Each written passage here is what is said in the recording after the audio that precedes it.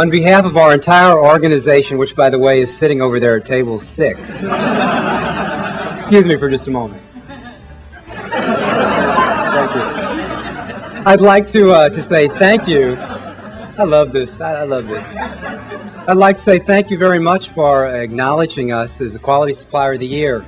I'd also like to, on behalf of our Quality Supplier of the Year, which is the Woodstock, Georgia Post Office, also say thank you again for recognizing all of our efforts. Folks, it's been a ride. It's been unbelievable.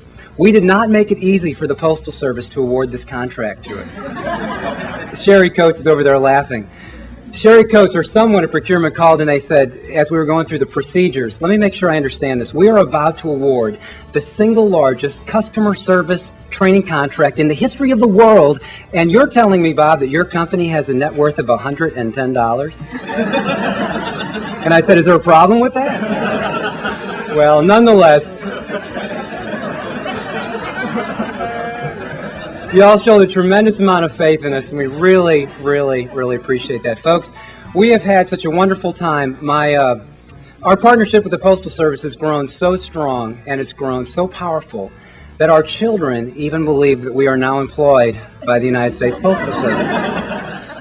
And I remember my younger son about 2 years ago said, Dad, who do you work for really? You know, he said, you work for the Postal Service. And I said, why would you think that we're employed by the Postal Service? He said, well, there's really 3 things, Dad, that lead me to believe that. I said, what are they? He said, you're starting to talk and use terms that nobody else understands. One. He said, secondly, every single piece of clothing I have has USPS written somewhere on it. And he said, finally, every 2 weeks you get a check in the mail from the Postal Service. That's the happiest I ever see you and Mom. I said, you know, I guess in reality we do. I would like to say thank you very much to our customer, Nancy Leitch, Fred Hintonock, and Pam Chabert for truly showing the faith in us to demonstrate our ability as a quality supplier. You all know this, and I'm not saying anything you have not practiced to be here. And our goal was to serve our customer from the heart, and that was the bottom line.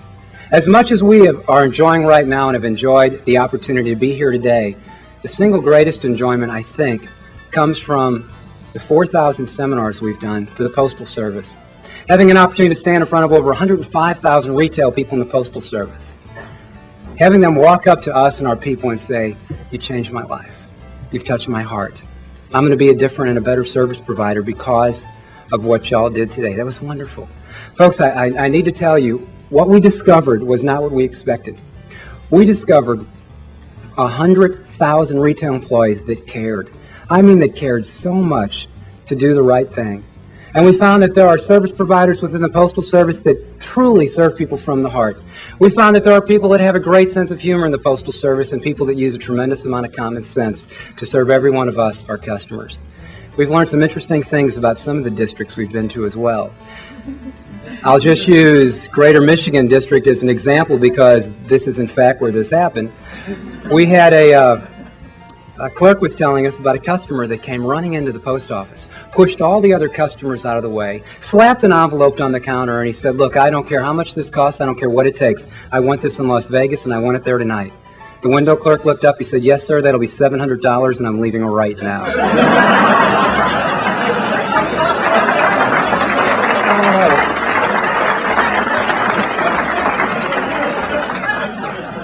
One of the big issues, I'm going to get off here in a minute, I promise.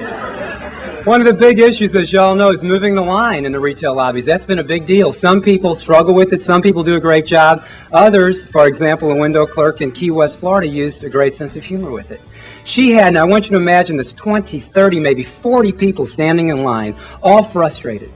And she was obviously, her heart was bleeding for these people. She wanted so badly to help them, and she has a wonderful sense of humor. She looked out over the audience of these people waiting in line, weaving back and forth throughout the Postal Service, and she said, hey, can I have y'all's attention? And they all looked up. She said, how many of y'all would like to stand in a shorter line? They all raised their hand. She said, then move closer together. All right.